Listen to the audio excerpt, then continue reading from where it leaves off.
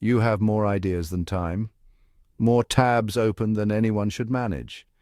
You're admired for your mind and secretly afraid it's tearing you apart.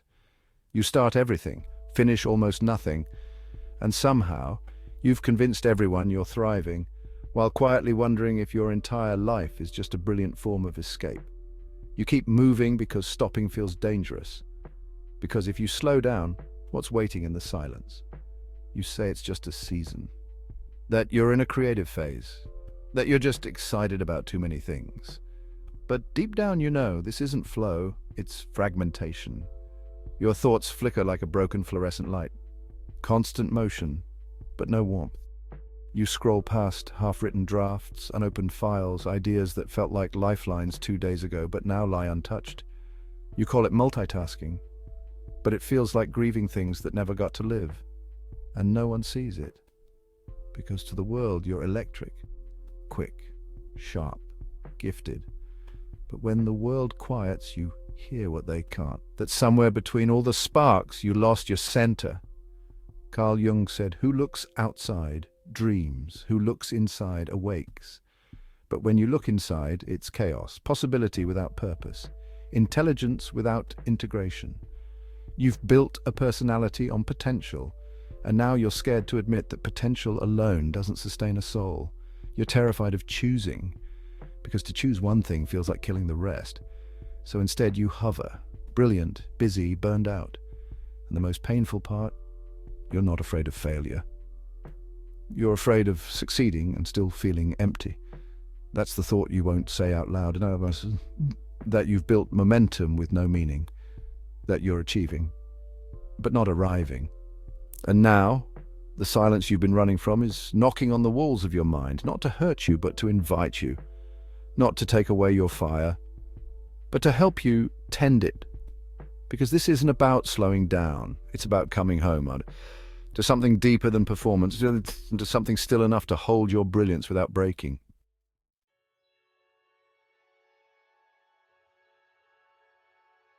You've become someone everyone wants to be around, but no one really knows. You walk into a room and instantly calibrate, read the air, say the right thing, make people laugh, shift when needed, adapt like it's survival because it was, and it still is. You've mastered the art of being liked, and in the process you forgot how to be seen. Jung called it the persona, the social mask we wear to survive.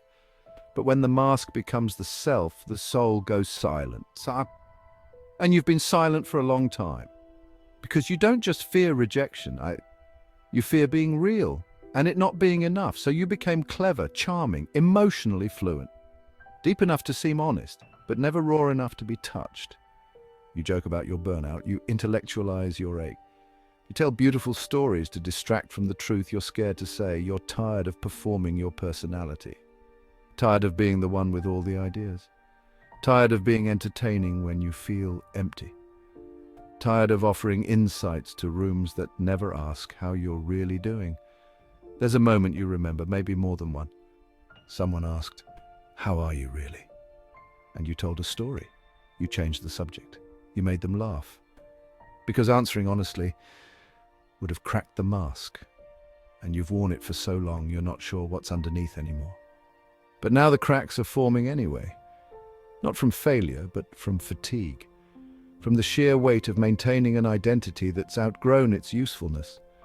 From the echo of your own voice, saying things that sound right, but feel hollow. The trickster in you is tired, not of being clever, but of being alone behind the cleverness. Because here's what no one tells you about the mask. It doesn't just protect you from being hurt. It also keeps you from being loved. No one can hold what you refuse to reveal. And you've built a reputation so seamless, even you've started to believe it. But when you close the door, when the lights go off, when the performance ends, you feel it. The loneliness of being understood only in fragment. And the grief of realizing the person you've been presenting isn't the one who needs connection most. That one, the raw one, the uncertain one, the real one, is still waiting. Waiting for you to stop dazzling and start daring. Not to be impressive, to be known. Because being known is what saves you, and dropping the mask, that's not the end of your power. It's where it finally begins.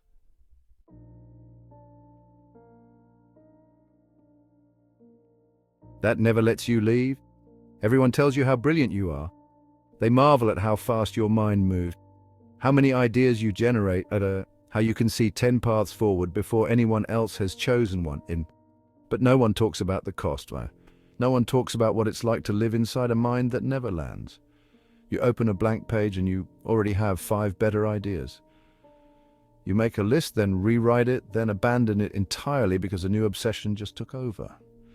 You tell yourself it's momentum, but it's not. It's motion sickness. You're not building, you're circling. And at some point you stop calling it inspiration. You start calling it what it is, exhaustion. But it's not the loud kind, it's quiet. The kind that makes you feel detached from the very things you once loved.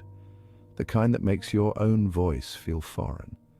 The kind that whispers you're creating everything but becoming no one. And you know exactly when it started. You never meant to become this scattered. You just didn't want to choose too soon. You thought keeping your options open meant freedom.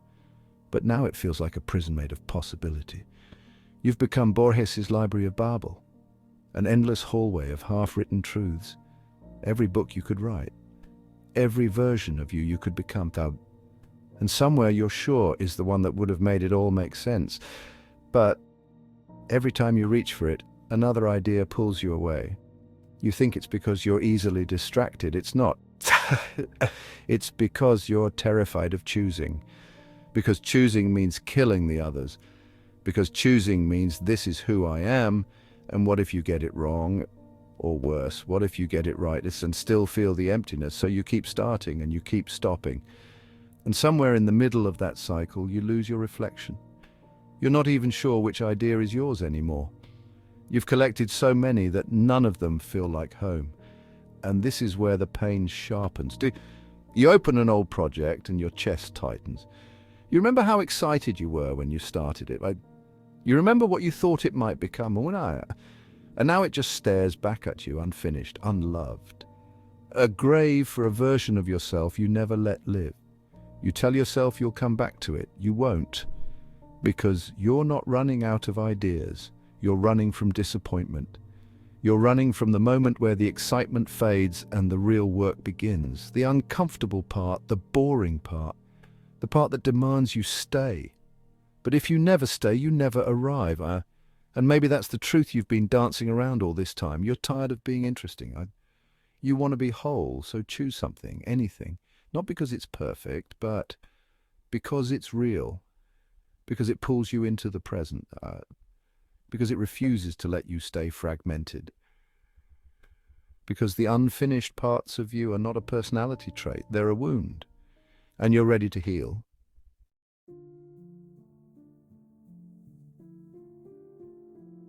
You don't remember when it started, when you first realized that being smart made you safe.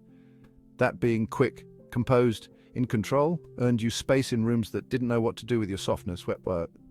So you built it. Carefully. The mask, the persona, and it worked. You became the person with the answers, the ideas, the insight. You were the one people leaned on, admired, quoted, but no one saw the cost.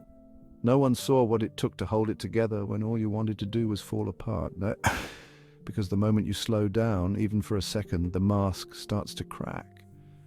And underneath it isn't chaos.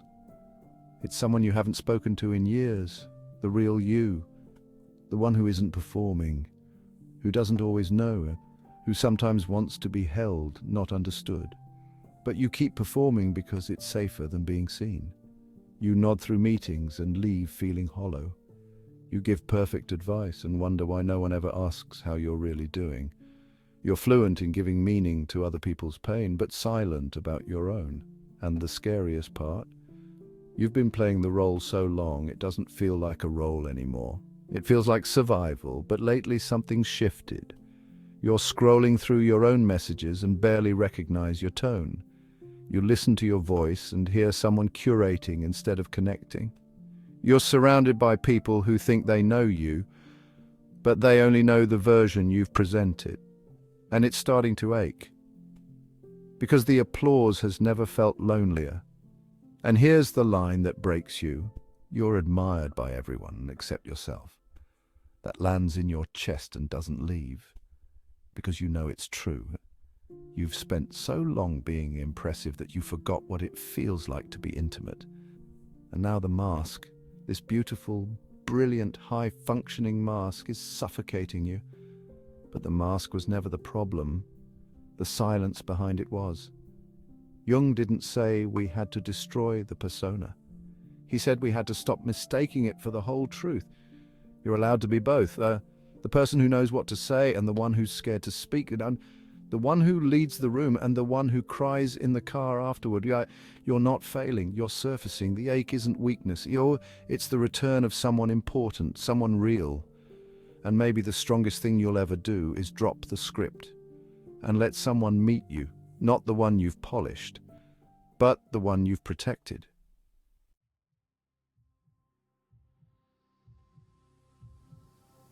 It doesn't begin with collapse, it begins with distance. You're still showing up, still delivering, still making people believe you're okay, But somewhere along the line, your soul stopped arriving with you.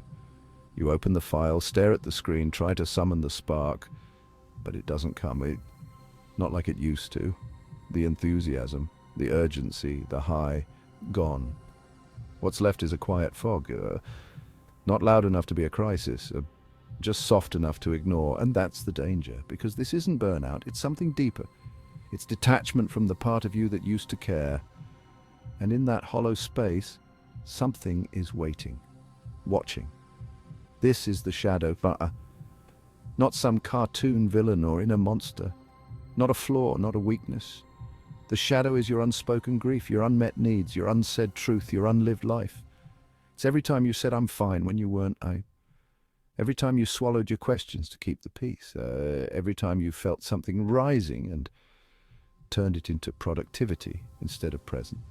The shadow doesn't show up to destroy you. It shows up when you're finally quiet enough to hear what you buried to survive. You've spent years mastering the external world, ideas, insight, output. You've built systems around your brilliance, but you've built very few around your being. And now the architecture is trembling. You nod through conversations that feel like scripts. You give advice you no longer live by. You smile when the applause comes, but inside you wonder who they're clapping for. Because deep down, you've built a version of yourself that is seen everywhere except in the places that matter. And maybe you've noticed the signs and the subtle tension in your chest when you say yes too quickly, the short breath when someone tries to get close, the strange ache you feel after doing everything right and still feeling wrong. That's the shadow speaking, not in punishment, in invitation.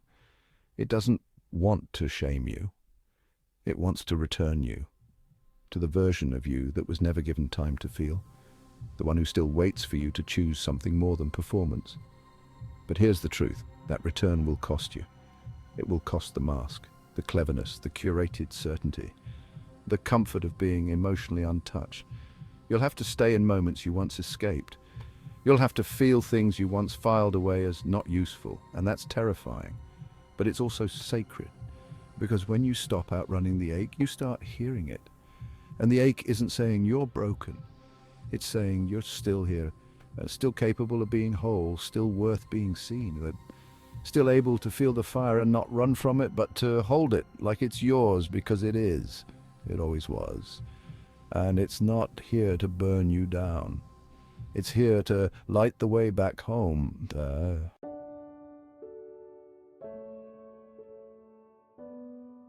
You weren't made to burn out. You were made to burn true. But no one taught you that. They only taught you how to ignite, how to impress, how to accelerate, how to stay brilliant and bright and blinding. No one taught you how to rest inside your own fire. So you burned for everyone else. You created, performed, achieved, adapted.